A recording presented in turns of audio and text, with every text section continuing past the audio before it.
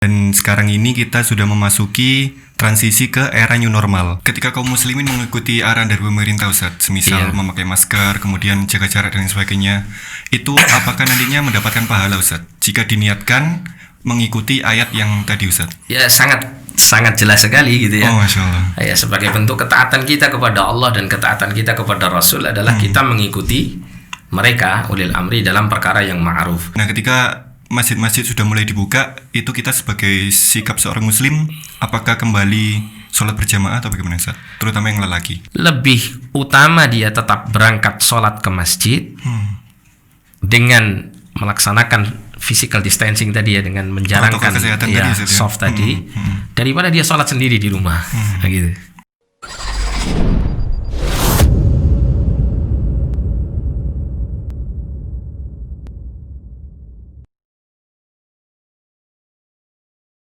Assalamualaikum warahmatullahi wabarakatuh. Alhamdulillah wassalatu wassalamu ala rasulillah. Para pendengar sekalian dimanapun Anda berada, selamat datang di podcast Surabaya Mengaji, yaitu kita akan membicarakan berkaitan dengan topik-topik menarik bersama dengan narasumber-narasumber yang tentunya akan bergantian di tiap episodenya. Dan di episode pertama ini kita kedatangan guru kita, yaitu Al-Ustadz Muhammad Syaputra. Assalamualaikum, Ustadz.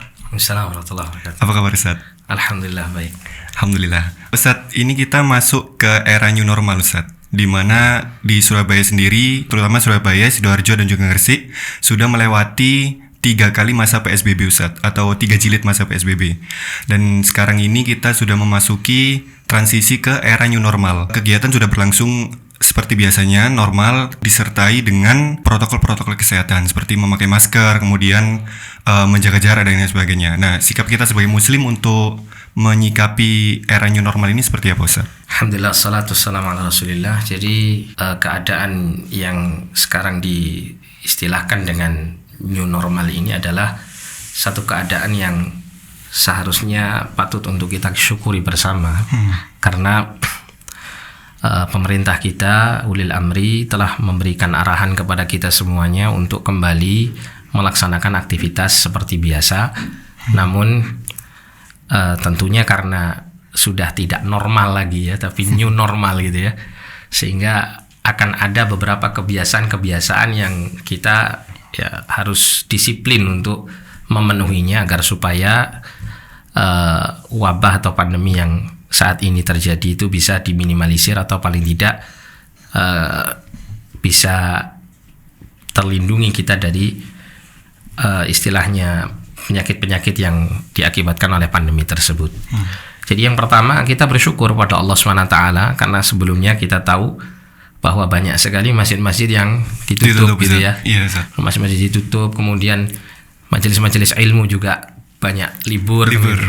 Jadi lumayan, ada berapa bulan? 3 atau 2 bulanan gitu ya. Maret akhir, Ustaz. Maret akhir ya. 3 bulan insyaallah. 3 bulan. Maret, April, Mei, ini sudah Juni akhir. Iya, seorang mukmin yang apalagi terbiasa datang ke majelis ilmu, terbiasa sholat berjamaah di masjid, itu tentu akan merasa sangat-sangat kehilangan meskipun hanya 3 bulan ini.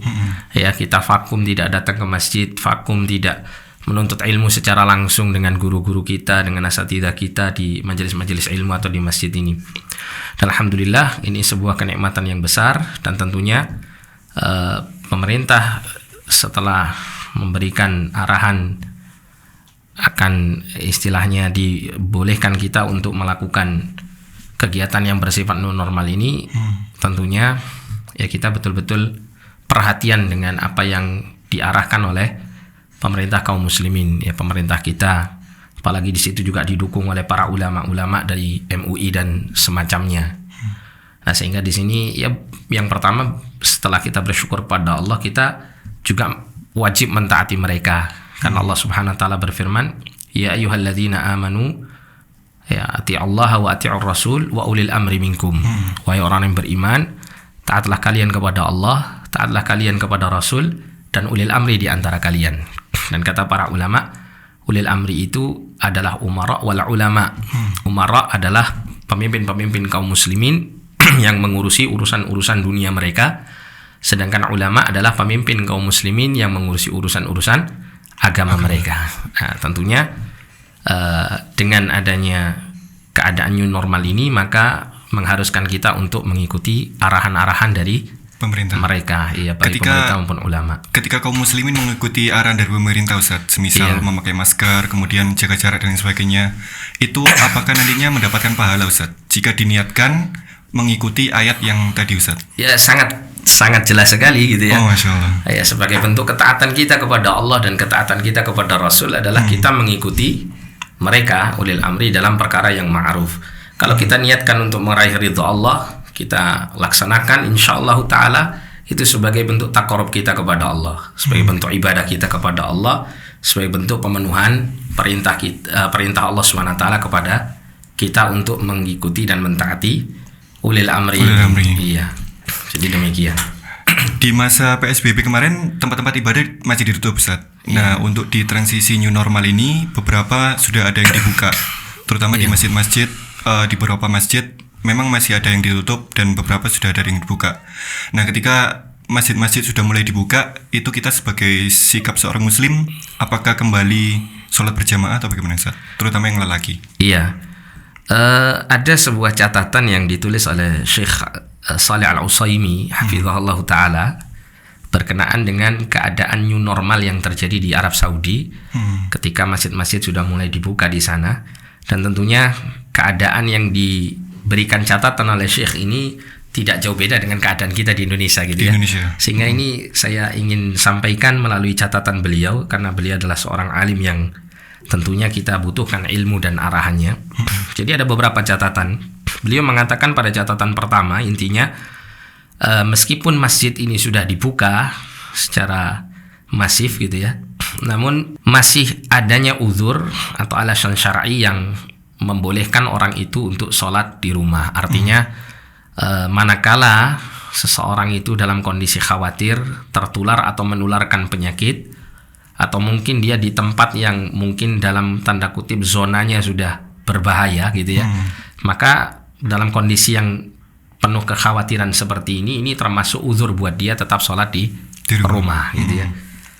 Nah, ini yang disampaikan oleh beliau. Jadi tidak menghadiri salat Jumat dan salat jamaah itu masih tetap dibolehkan untuk orang-orang yang dalam keadaan seperti ini.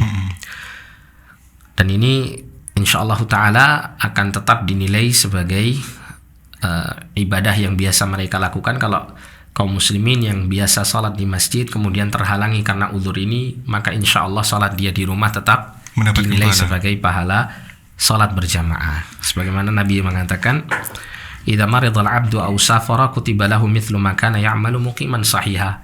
Ketika ada seorang hamba yang sakit atau dia melakukan perjalanan jauh, maka tetap dituliskan untuknya pahala atas amal saleh yang biasa dia lakukan ketika dalam keadaan dia mukim dan dalam keadaan dia sehat. Jadi pada saat dia tinggalkan karena sakit atau safar atau karena uzur syar'i yang lain, fa insyaallah tetap amalnya akan tercatat pahalanya untuknya.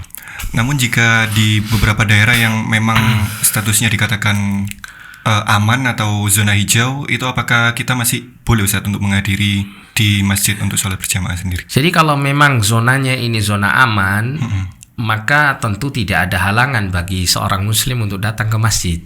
Ya, sangat dianjurkan untuk mereka tetap berangkat ke masjid dan tidak perlu terlalu khawatir ya, mungkin karena berpikiran bahwa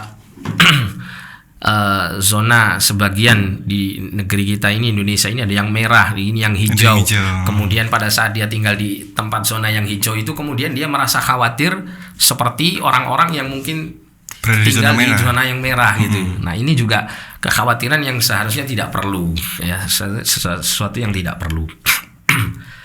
Nah, maka dia tetap datang ke masjid, sholat berjamaah di sana. Dan untuk kaitannya dengan sholat berjamaah ini, kalau toh misalnya seseorang itu tinggal di zona yang sifatnya merah sekalipun, tapi di kampungnya itu dia melihat dirasa aman, apalagi kemudian masyarakat di kampung tersebut memiliki masjid tersendiri dan kemudian masjid itu diperuntukkan hanya untuk warga sekitar misal begitu, dan dirasa aman, tidak ada perasaan khawatir untuk datang ke masjid, maka hendaklah dia datang ke masjid. Ya, jadi secara hukum asal tetap dituntut seseorang itu untuk tetap melaksanakan kewajibannya kepada Allah. Tapi karena ada uzur-uzur itu tadi, maka dibolehkan. Ya, namanya dibolehkan itu kan artinya bukan berarti diharuskan begitu kan. Di rumah itu tadi. Iya. Ya. Jadi tergantung kembali ke orangnya, kembali ke keadaan orangnya. Ada sebagian kaum muslimin istilahnya keadaan new normal semacam ini sudah terjadi, mau tidak mau kita pasti akan bersinggungan dengan virus tersebut gitu ya. Dan kemudian pemerintah sudah memberikan arahan-arahan, termasuk juga di tempat-tempat ibadah juga takmir juga banyak memberikan arahan-arahan yang bisa memakai dikatakan masker wajib untuk dilakukan bagi siapa saja yang hadir di masjid. Maka saya kira tidak ada salahnya atau kita katakan bahwa kita tidak perlu terlalu khawatir akhirnya begitu ya untuk datang ke masjid dalam keadaan yang sekarang ini. Meskipun kalau seandainya kekhawatiran tetap ada, ya itu sebagai uzur syar'i buat dia untuk tidak datang ke masjid. Cuman pertanyaannya begini, ada sebagian kaum muslimin itu rasa kekhawatirannya untuk datang ke masjid karena takut ya tertular ya virus ini, itu terkadang jauh lebih besar daripada rasa khawatirnya dia itu ketika berada di tempat-tempat yang lain selain masjid. Bekerja misalnya bekerja ya, atau mungkin jalan-jalan ke mall gitu, belanja dan seterusnya kan gitu. Meskipun ini kita katakan memang itu kebutuhan primer, tapi rasa kekhawatiran itu kadang-kadang munculnya terlalu berlebihan ke masjidnya daripada kerja dan yang lain-lain gitu, kegiatan yang lain. Bahkan wal'iyadzubillah ada mungkin kaum muslimin yang masih suka misalnya berkumpul bersama tetangganya ya. Entah mungkin ngopi bareng atau apalah gitu ya, olahraga bareng misalnya. Itu tetap mereka berinteraksi seperti ini, tidak ada rasa khawatir gitu. Tapi kemudian kalau ke masjid kok malah merasa khawatir. Padahal di masjid sekarang ini hampir kita katakan seluruh masjid itu sangat disiplin sekali dalam menjaga pelaksanaan protokol kesehatan. Nah gitu. Nah ini kan dikhawatirkan bisa mengarah kepada ya was-was syaitan, dan kita tentunya ya berlindung pada Allah SWT dari keadaan yang seperti ini. Terkait protokol kesehatan di masjid, Ustaz, itu kan ada yang memakai masker, kemudian ada juga yang soft berenggang. Itu apakah memang kita ketika ke masjid apakah dibolehkan seperti itu, Ustaz? Iya, jadi pada catatan yang ketiga ya, tadi sebenarnya ada catatan kedua tapi tidak apa-apa, nanti saya akan sampaikan catatan kedua setelah catatan ketiga ini.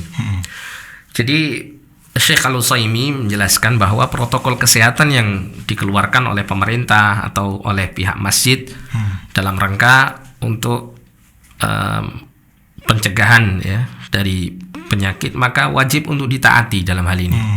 Wajib untuk ditaati. Yang kita tahu seperti kita melaksanakan sholat sekarang ini dengan menggunakan masker. Ya. Yang mana para ulama menyatakan penggunaan masker atau penutup wajah pada saat sholat hukum asalnya itu adalah makruh. Hukum asalnya makruh. Namun dalam kaidah fikih itu dijelaskan bahwa perkara makruh itu bisa berubah status hukumnya menjadi mubah manakala ada hajat, keperluan yang sangat mendesak untuk dilaksanakan perkara makruh tersebut. Nah sehingga ketika seseorang menggunakan masker dalam sholat karena ini sangat diperlukan, maka hukum makruhnya penggunaan masker dalam sholat ini sudah berubah statusnya. Sudah bisa menjadi mubah atau bahkan mungkin bisa menjadi wajib. Ya.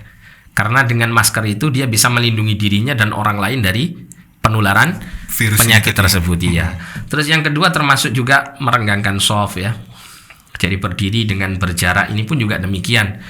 Para ulama menjelaskan tentang hukum berdirinya seseorang dalam sholat di shaf itu atau rapatnya mereka dalam shaf itu, sebagian mereka ada yang mengatakan wajib, sebagian mereka ada yang mengatakan sunnah. Ini hukum secara asalnya gitu ya. Namun ketika terjadi kondisi yang semacam ini, maka perkara yang wajib sekalipun ya bisa dihilangkan atau bisa ditiadakan dalam keadaan-keadaan darurat.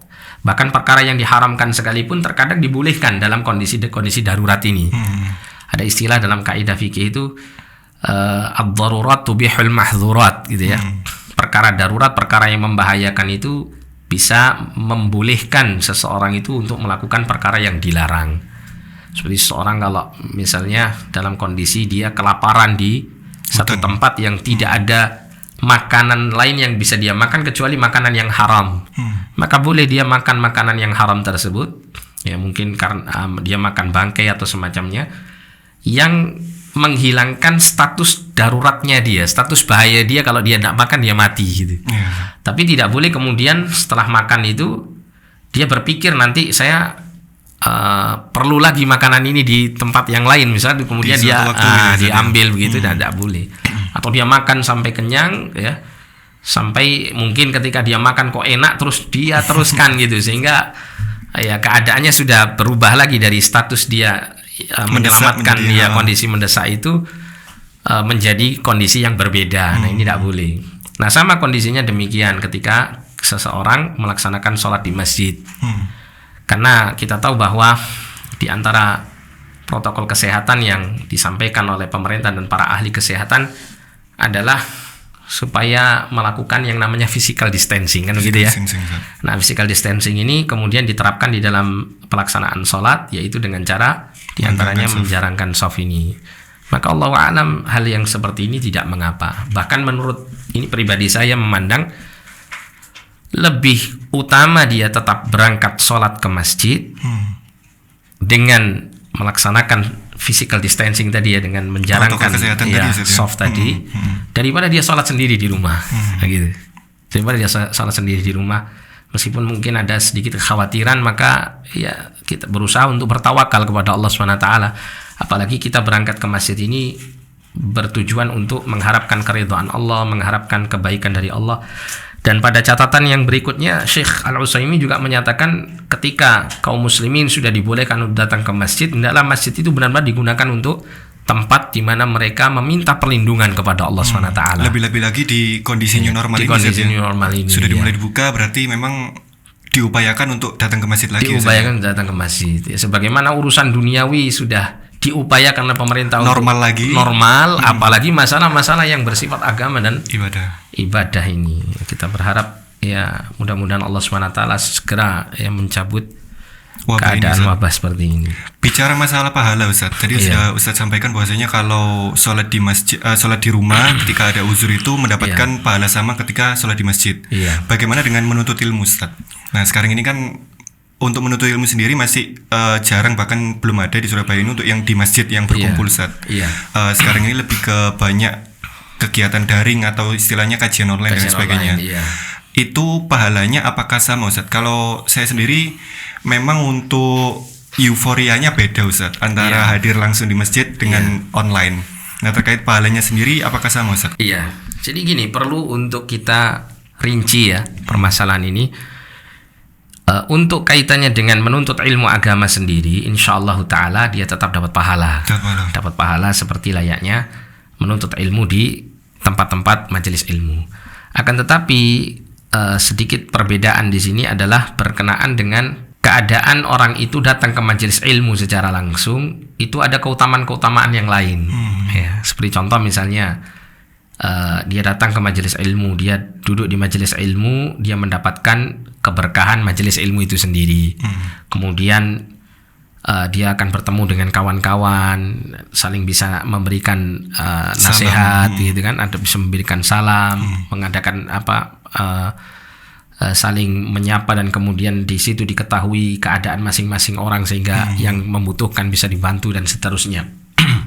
Kemudian juga keadaan di mana mereka duduk di masjid misalnya, ya, termasuk juga di situ ada keadaan di mana dia menunggu waktu sholat. Nah, kan ini juga ada pahalanya. Kemudian juga dia duduk di tempat yang terbaik yaitu masjid. Nah ini semuanya tidak didapati ketika di seseorang kajian melalui online atau semacamnya. Ini tidak didapati di cara yang seperti ini. Akan tapi alhamdulillah ya, kita berharap kepada Allah SWT, dan karena keadaan-keadaan demikian ini kita berharap dengan semangatnya kita tetap menuntut ilmu agama meskipun dengan wasilah-wasilah yang ada, itu kita ya berharap agar Allah Subhanahu wa taala memberikan pahala yang besar. Karena keadaan yang seperti ini merupakan salah satu keadaan yang bisa dimanfaatkan betul oleh syaitan untuk menggoda manusia, mengalahkan semangat kaum muslimin dalam beribadah dan melakukan ketaatan kepada Allah. Yang awalnya semangat datang ke pengajian, karena sebab ini akhirnya futur ya, nggak mau ngaji dan seterusnya. Nah, ini tentu perkara yang wajib untuk kita perhatikan di sini. Di sebagian masyarakat itu masih terdapat yang jarang untuk memakai masker, Ustadz. Kadang masih istilahnya beberapa ada yang di warung kopi masih berkumpul, kemudian tidak memakai masker. Terutama para pemuda ini yang meremehkan protokol kesehatan. Mereka menganggap dirinya itu kuat, imunitinya kuat dibandingkan dengan orang-orang yang sudah tua. Iya. Nah, seperti ini nih apakah dibenarkan, Ustadz, dalam Islam? Yang jelas sangat-sangat tidak dibenarkan. Nah, ada beberapa poin yang harus mereka sadari atas kesalahan mereka. Yang pertama, mereka telah menyelisihi arahan dari pemerintah kaum muslimin, ulil amri, para ulama, yang mana ini tentu merupakan dosa tersendiri gitu ya. Terus kemudian yang kedua adalah berkaitan dengan rasa percaya diri yang negatif di sini. Artinya dia merasa, saya kan masih muda, imunitas saya masih tinggi kuat begitu ya. Insya Allah masalah penyakit itu nggak akan menimpa saya. Tapi ingat bahwa para ahli medis mengatakan ada orang itu yang sifatnya OTG ya, orang tanpa gejala, nggak sakit, tapi dia membawa virus ini. Bisa jadi dia menularkan virus ini kepada orang lain. Kalau dia tidak memenuhi protokol kesehatan dengan disiplin, maka bisa jadi dia akan mencelakakan orang lain. Sedangkan sekali lagi tadi disampaikan Nabi SAW, la dharar wa la dhirar, kan gitu ya. Tidak boleh membahayakan diri sendiri dan orang lain. Kemudian yang ketiga adalah dengan demikian dia akan menjauhkan diri dari ketawakalan kepada Allah Subhanahu wa taala. Menganggap dirinya kuat tadi, Ustaz. Itu bahkan dikhawatirkan akan mengarah kepada sifat sombong yang dilarang oleh Allah Subhanahu wa taala, karena pada hakikatnya ya seorang manusia itu sangat membutuhkan Allah Subhanahu wa taala. Dalam segala keadaannya itu selalu butuh sama Allah Subhanahu wa taala. Apalagi Allah memberikan cobaan seperti ini ya, yang wallahu a'lam bisa jadi hikmah di balik ujian seperti ini, diantaranya adalah membuat orang itu semakin semangat untuk mendekatkan diri kepada Allah, semangat untuk berlindung kepada Allah, semangat untuk bertawakal kepada Allah Subhanahu wa taala. Ya, tapi kok justru malah dia merasa meremehkan, merasa kuat, dia merasa kuat, merasa yang seperti itu. Nah, sehingga banyak hal yang akan dia langgar di situ manakala dia tidak mematuhi aturan-aturan demikian. Wallahu a'lam. Dari awal pandemi sampai sekarang ini, Ustaz, banyak diberitakan bahwasanya banyak bisnis-bisnis tutup, Ustaz. Atau beberapa dari teman-teman saya juga UMKM itu sepi pelanggan. Bahkan restoran-restoran yang tempat orang berkumpul itu jarang didatangi orang, sehingga beberapa ada yang tutup. Nah, semua kondisi sekarang susah, Ustaz. Jadi bagaimana tipsnya untuk bisa bertawakal di kala pandemi ini, Ustaz? Jadi kita harus kembali mengingat hakikat kehidupan dunia gitu ya. Bahwa kehidupan di dunia itu adalah dalam rangka untuk melaksanakan ketaatan dan ibadah kepada Allah Subhanahu wa taala. Yang Allah Subhanahu wa taala kabarkan ternyata hidup di dunia ini dipenuhi dengan ujian dan cobaan. Ya, dan Allah Subhanahu wa taala berfirman, "Alladzi khalaqal mauta wal hayata liyabluwakum ayyukum ahsanu amala." Allah itu menciptakan kematian dan kehidupan agar supaya dengan itu semuanya Allah menguji kepada kalian siapa di antara kalian yang terbaik amalnya. Yang terbaik amalnya, yang kata para ulama, maksud terbaik amalnya itu yang ikhlas dan mengikuti sunnah Rasulullah Sallallahu Alaihi Wasallam. Nah, dalam kondisi yang seperti ini tentunya ya kita harus sadar bahwa dunia ini memang demikian. Sehingga manakala seorang mukmin itu ditimpa sesuatu yang tidak menyenangkan hatinya, maka dia kembali kepada ajaran agamanya. Apa yang seharusnya saya lakukan untuk menghadapi keadaan seperti ini? Oh, ternyata Nabi SAW mengajarkan kita untuk bersabar. Seperti yang disabdakan Nabi SAW, "Ajaban li amril mu'min," sungguh mengherankan, menakjubkan keadaan seorang mukmin itu. Inna amrahu kullahu khair, sesungguhnya seluruh keadaan seorang mukmin itu selalu dalam keadaan baik. Walaysa dzalika illa lil mu'min, dan tidak ada keadaan yang seperti itu yang bisa didapati dari diri seseorang kecuali diri seorang mukmin saja. Apa itu? Nabi mengatakan, in asabathu sarra'u syakara fakana khairan lahu. Apabila seorang mukmin itu mendapatkan sesuatu yang menyenangkan hatinya, maka dia bersyukur. Maka sikap syukur itu akan membuat kehidupannya menjadi baik. Kemudian selanjutnya, ya, karena hidup ini tidak hanya melulu senang, kan gitu ya. Ada di atas, Ada di saja bawah. ada di bawah. Nabi mengatakan wa in asabathu dharra'u sabara fakana khairan lahu. Apabila seorang mukmin itu ditimpa sesuatu yang menyusahkan hatinya, maka apa yang dia lakukan? Bersabar. Fakana khairan lahu, maka sabar itu akan memperbaiki atau menjadikan baik kehidupannya. Nah, ini menunjukkan seorang mukmin itu harus selalu survive, ya. Meskipun dalam kondisi-kondisi yang berat seperti ini, dia harus mengedepankan kesabaran ini sambil dia terus bertawakal, mohon kepada Allah pertolongan dan memenuhi sebab-sebab syar'i untuk meraih rezeki dari Allah SWT. Kalau misalnya ya dia di PHK, mungkin dia bisa melakukan Membuka usaha gitu, cara-cara Ustaz, ya. yang lain untuk mendapatkan rezeki dengan jalan yang halal. Masih banyak pintu-pintu yang halal yang lain. Jadi seperti itu. Jadi bukan malah kemudian berputus asa atau bahkan wal'iyadzubillah sampai bunuh diri atau ya macam-macam seperti itu. Ini bukan sebuah hal yang dibenarkan dalam agama. Bahkan bisa jadi ada kebaikan yang sangat besar di balik ini semuanya. Mungkin Allah Subhanahu wa taala inginkan kita, ya, hamba-hambanya yang mungkin sudah terlalu sering atau sudah terlalu banyak waktu yang kita habiskan dalam kehidupan ini melulu untuk urusan dunia. Sekarang Allah Subhanahu wa taala turunkan pandemi ini mungkin untuk mengingatkan mereka yang terus mengejar dunia bahwasanya dunia itu Sementara. sementara, untuk mengingatkan mereka kembali ke jalan Allah Subhanahu wa taala. Ini satu kenikmatan yang sangat besar bagi kaum muslimin. Bicara masalah tawakal tadi, Ustaz, ketika kita mungkin qadarullah di PHK atau usaha tutup itu, apakah ada rukun-rukun tawakal, Ustaz? Terkadang ketika seseorang sudah di PHK atau usaha tutup sudah selesai, Ustaz, tidak melakukan usaha dan lain sebagainya. Iya, jadi tawakal yang dinyatakan oleh Nabi SAW, sebenar-benarnya tawakal itu seperti tawakal seekor burung, kan gitu ya. Rasul mengatakan, "Lau annakum tatawakkaluna 'ala Allahi haqqa tawakkulih la razaqakum kama yarzuqut tayr taghdu khimasan wa taruhu bitana." Nabi SAW mengatakan, kalau seandainya kalian benar-benar bertawakal kepada Allah Subhanahu wa taala dengan haqqa tawakkulih, dengan tawakal yang benar konsepnya, maka Allah akan memberikan rezeki kepada kalian. Ini menunjukkan bahwa orang kalau melaksanakan ketawakalan dengan benar, maka jaminannya Diberi rezeki. Allah kasih rezeki. Nah, itu tawakal yang benar seperti apa, Ustaz? Kemudian Nabi SAW mencontohkan dalam hadis tersebut, tawakal yang benar itu adalah seperti tawakalnya seekor burung. Nabi mengatakan dengan kalimat singkat, taghdu khimasan wa taruhu bitona. Seekor burung itu keluar dari sarangnya dalam keadaan lapar di pagi hari, tapi kemudian dia kembali ke sarang tersebut di sore hari dalam keadaan kenyang.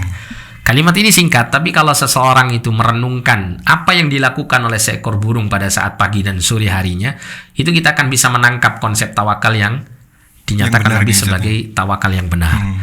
Jadi seekor burung itu ketika dia keluar, dan wallahu a'lam ya, sejauh pengetahuan saya seekor burung ini nggak pernah nandon istilahnya gitu ya. Apa itu? Nandon itu menimbun makanan untuk keesokan harinya. Ini wallahu a'lam yang saya tahu demikian gitu ya. Seekor burung itu biasanya dia ketika dalam kondisi pagi hari dia keluar, tidak seperti kita mungkin. Kalau kita makanan untuk sarapan mungkin sudah kita siapkan di sebelum hari-hari yang kemarin kan gitu ya. Kalau seekor burung tidak. Seekor burung dalam kondisi lapar, dia keluar dari sarangnya dalam kondisi seperti itu. Dia tawakal, ya. Hati seekor burung ini tawakal kepada Allah Subhanahu wa taala. Dia yakin dengan pertolongan Allah. Dia akan yakin, dia yakin dengan rezeki yang sudah Allah gariskan untuknya. Tapi seekor burung ini tidak tahu dia akan mendapatkan rezeki Allah di mana. Makanya dia keluar dari sarangnya untuk menjemput rezeki ini. Dia menjemput rezekinya. Mungkin pada saat dia menempel di satu pohon, dia tidak mendapatinya, ternyata dia mendapati di pohon yang lain. Ya, atau pada saat dia turun kemudian dia mendapatkan makanan. Dia tidak tahu. Tapi seekor burung ini tawakal. Dia yakin bahwa Allah Subhanahu wa taala memberikan rezeki jatahnya dia pada hari itu. Oleh karena itu, si burung ini kemudian setelah dia pergi berusaha untuk menjemput rezekinya dengan tawakal kepada Allah, dia dikembalikan oleh Allah pada saat sore hari kembali ke sarangnya dalam keadaan sudah kenyang. Dan Muslim, dia, ya, si burung ini tidak bawa makanan untuk keesokan Keesokan harinya. harinya. Nah, begitu. Beda dengan kita ya, Ustaz, Iya. ya. Karena kekhawatiran kita perlu untuk ini dan itu tidak ada masalah. Cuman kalau hal yang seperti ini kemudian membuat kita ini lupa dengan keyakinan kita terhadap Allah Subhanahu wa taala Tuhan yang memberikan rezeki, nah maka ini yang berbahaya.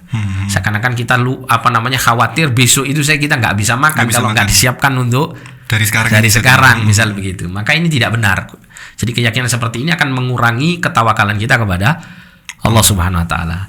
Berarti termasuk bentuk tawakal ya, keluar dari rumah untuk mencari. Iya, artinya rezeki, kita tetap berusaha karena kita manusia ya, kita juga tidak tahu Allah Subhanahu wa taala itu berikan rezeki kepada kita ini melalui jalan yang mana, kan begitu. Yang bisa kita lakukan adalah kita berusaha untuk menjemput rezeki itu. Dengan cara yang bagaimanapun asalkan dengan jalan yang halal. Dan dalam mencari rezeki atau melakukan usaha yang halal, Islam itu tidak menganjurkan kita untuk harus kamu jadi ini jadi itu, tidak. Bahkan Rasul sendiri Shallallahu Alaihi Wasallam pernah sampai mengatakan bahwa orang yang mencari kayu bakar di hutan kemudian dijual di pasar itu sangat mulia di sisi Allah Subhanahu Wa Taala, gitu. Bahkan jelaskan oleh para ulama termasuk di antara satu usaha yang akan mendapatkan pahala yang sangat besar adalah seorang lelaki keluar dari rumah berusaha dengan cara yang halal untuk menafkahi istri dan anak-anaknya, kan begitu. Dan tidak dicontohkan di situ seorang muslim itu idealnya harus jadi ini jadi itu, tidak ada. Harus jadi karyawan gitu. Tidak harus jadi karyawan, juga tidak harus jadi pegawai negeri atau iya seperti itulah ya, atau profesi apa yang jelas dia memiliki kemampuan apa ya, dia berusaha untuk melakukannya dengan jalan yang halal, insyaallah taala Allah akan berikan rezeki. Dan terkadang begini Mas, masalah rezeki itu kadang-kadang ya namanya Allah Subhanahu wa taala yang membuat rezeki itu datang kepada seorang hambanya. Kadang pada saat kita menjemput rezeki, kita mungkin ketika menjemputnya, dalam ini bahasa saya menjemput ya, bukan berusaha untuk cari ya, karena Allah Subhanahu wa taala sudah menentukan rezeki masing-masing. Nah, pada saat menjemput rezeki dengan usaha-usaha yang halal, kadang-kadang Allah Subhanahu wa taala tidak lewatkan rezeki itu melalui usahanya tersebut. Dia akan menemui banyak kegagalan, misalnya satu usaha gagal, dua usaha kedua gagal, usaha ketiga gagal, tapi rezeki itu mungkin dilewatkan oleh Allah dari jalan yang lain. Nah, gitu. Sehingga dalam hal ini di sini juga seseorang yang bertawakal kepada Allah juga harus sadar bahwa usaha saya semata-mata itu bukan semata-mata yang membuat saya dapat rezeki di situ. Bukan hanya semata-mata itu. Jadi dengan itu kemudian dia akan betul-betul yakin bahwa Allah lah yang sudah menentukan rezeki manusia. Dan rezeki bukan hanya melulu tentang uang ya Ustaz ya? Iya, termasuk juga sesuatu yang bermanfaat dalam kehidupan manusia itu juga termasuk rezeki ya Ustaz ya. Bisa jadi memang usaha gagal tidak mendapat uang tapi mendapatkan rezeki yang lain, kesehatan atau mungkin keamanan dan sebagainya Ustaz ya. Betul. Dan di kala pandemi ini Ustaz, sudah ditakdirkan oleh Allah semuanya susah Ustaz. Dan beberapa juga memang ada yang mengeluh. Apakah ini ada hikmah di balik semuanya ini Ustaz, dari Allah Ustaz? Iya, sangat besar sekali hikmahnya. Seperti yang sempat kita singgung tadi, bahwa di antara hikmahnya ini menurut perenungan pribadi ya. Di antaranya dengan adanya pandemi ini alhamdulillah ya, banyak masyarakat atau terkhusus kaum muslimin yang mungkin sebelumnya berkutat dengan urusan dunianya lebih besar daripada urusan akhiratnya, sekarang mulai mengingat ya bahwa semua itu adalah perkara yang melalaikan mereka, sehingga apapun usaha mereka untuk meraih dunia, ternyata dengan hanya Allah turunkan virus yang kecil akhirnya hancur semua urusan dunia ini, kan begitu. Perekonomian, pendidikan, macam-macam semuanya kan gitu, apalagi kesehatan luar biasa, semua berdampak begitu ya. Kemudian yang kedua, keadaan yang demikian ini membuat kita teringat dengan dosa-dosa kita, karena Allah Subhanahu wa taala tidak turunkan satu keburukan di atas muka bumi ini kecuali karena dosa. Dan disitulah kemudian kita diberikan ya oleh Allah Subhanahu wa taala kesadaran melalui pandemi ini dengan kita memperbanyak istighfar, mohon ampun kepada Allah Subhanahu wa taala, karena Allah berfirman dhaharal fasadu fil barri wal bahri bima kasabat aydin nas, kan gitu ya. telah tampak kerusakan di daratan maupun di lautan disebabkan karena ulah tangan manusia. Yang kata para ulama ahli tafsir, mereka mengatakan bahwa maksud ulah tangan manusia adalah kemaksiatan yang mereka lakukan. Nah, untuk menutupi kemaksiatan ini dan menghilangkan akibat dari kemaksiatan adalah tidak lain dan tidak bukan taubat dan istighfar kepada Allah Subhanahu wa taala. Allah mengatakan, "Wa ma kana Allahu liyu'adzibahum wa anta fihim wa ma kana Allahu mu'adzibahum wa hum yastaghfirun." Dan tidaklah Allah Subhanahu wa taala mengadab mereka manusia ini selama kamu wahai Muhammad masih hidup di tengah-tengah mereka, dan tidaklah Allah Subhanahu wa taala mengadab mereka apabila mereka senantiasa beristighfar, mohon ampun kepada Allah Subhanahu wa taala. Tapi justru ketika sikap kita menyalahkan atau mencela takdir itu malah justru yang salah ya Ustaz ya. Seperti mengeluh, mencela takdir, kenapa kok gini sih dan lain sebagainya gitu. Iya. Artinya kalau seseorang itu mencela takdirnya dengan keadaan yang seperti ini, dia lupa bahwa hidup di dunia ini ya seperti ini. Seperti gitu. ini Ustaz ya. Mau tidak mau hidup di dunia itu pasti ada ujian. Ujian itu ada yang menyenangkan, ada yang tidak menyenangkan. Ketika seseorang itu merasakan kenyamanan, kenikmatan, siap-siap dia harus menghadapi ujian, musibah, sesuatu yang tidak menyenangkan dan seterusnya. Dan juga sebaliknya, kondisi yang seperti ini, fa insyaallah lambat laun akan berganti dengan keadaan yang normal atau keadaan yang baik seperti sedia kala. Terus berputar ya. Wa tilkal ayyamu nudawiluha bainan nas. Keadaan hidup di manusia itu kami putar ya. Di antara manusia ada manusia yang awalnya senang, kaya, sehat, kemudian Allah putar turun ke bawah. Ya, roda kehidupannya itu jadi miskin, susah, sakit. Yang di bawah naik ke atas. Nah, begitu. Itu sudah menjadi sunatullah. Sunatullah. Jadi harus benar-benar kembali mengingat hakikat kehidupan dunia ini dan kembali mengingat kita sebagai hamba Allah Subhanahu wa taala, kita ditugaskan untuk beribadah kepada Allah. Dan pada saat kita melaksanakan tujuan hidup kita di atas muka bumi ini, sebagaimana Allah mengatakan, wa ma khalaqtul jinna wal insa illa liya'budun, dan tidaklah aku telah ciptakan jin dan manusia kecuali agar mereka beribadah kepadaku. Pasti Allah Subhanahu wa taala akan memberikan jalan keluar. Pasti Allah Subhanahu wa taala tidak biarkan kita terus-terusan dalam keadaan sulit, sengsara. Paling tidak ketika kita mendapati kesulitan yang mendera kita, selain Allah sudah siapkan jalan keluarnya, Allah Subhanahu wa taala memberikan kekuatan dalam hati kita. Ada iman dalam hati kita, ada ketaatan yang kita lakukan. Insya Allah itu akan memperkuat rohani kita untuk semakin sabar dalam menghadapinya, sehingga kita selain dapat jalan keluar, dapat nilai plus di sisi Allah Subhanahu wa taala berupa pahala dari kesabaran yang kita lakukan tadi. Iya, dan Allah Subhanahu wa taala berfirman, "Wa may yattaqillaha yaj'al lahu makhraja wa yarzuqhu min haitsu la yahtasib." Barang siapa yang bertakwa kepada Allah, maka Allah berikan jalan keluar ya. Dan Allah Subhanahu wa taala memberikan rezeki dengan jalan yang tidak disangka-sangka, tidak duga-duga. Ada catatan dari Syekh Al-Utsaimin. Yang kedua tadi Ustaz. Iya.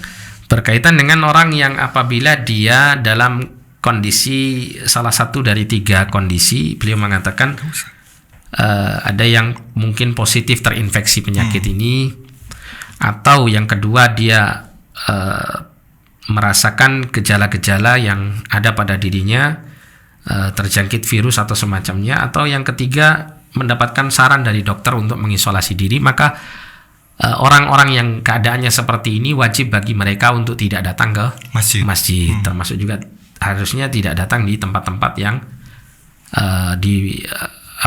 banyak orang di situ, ya, agar supaya tidak memberikan atau menularkan penularan penyakitnya kepada yang lain. Itu yang disampaikan oleh Syekh pada catatan yang kedua tadi. Jadi memang kalau ada yang sudah diagnosa tes menunjukkan reaktif atau positif, alangkah lebih baiknya memang isolasi diri di rumah ya Ustaz ya? Iya. Tidak ke masjid dan sebagainya. Iya. Khawatir nanti memang mencelakakan yang lain. Iya. Baik, kiranya cukup Ustaz. Jazakallahu khairan atas semua penjelasannya. Semoga bermanfaat bagi para pendengar sekalian. Kita tutup dengan doa kafaratul majelis. Subhanakallahumma wa bihamdika asyhadu an la ilaha illa anta astaghfiruka wa atubu ilaik. Wassalamualaikum warahmatullahi wabarakatuh. Baik, pada episode kali ini kita didukung oleh makanan dari Abah Nasi Arab Spesial. Ini yaitu produk dari saudara kami, dan ini yaitu merupakan varian dari ayam panggang rempah Nah, ini merupakan varian ayam panggang rempah, dan insya Allah juga ada varian yang lain, yaitu kambing oven. Aba nasi Arab ini dimasak menggunakan beras basmati premium dan banyak kandungan nutrisinya dan rendah kolesterol. Dan insya Allah untuk pemesanan bisa dilihat di sini, kami sertakan logo dan juga kontak personnya. Dan selain nasi Arab ini, kami juga didukung oleh Sinomnya Sinom, yaitu produk minuman Sinom yang insya Allah dengan gula asli dan tanpa pengawet, tanpa gula buatan dan lain sebagainya. Untuk pemesanan dan selebihnya bisa dihubungi di bawah ini dan juga bisa dicek di kolom deskripsi.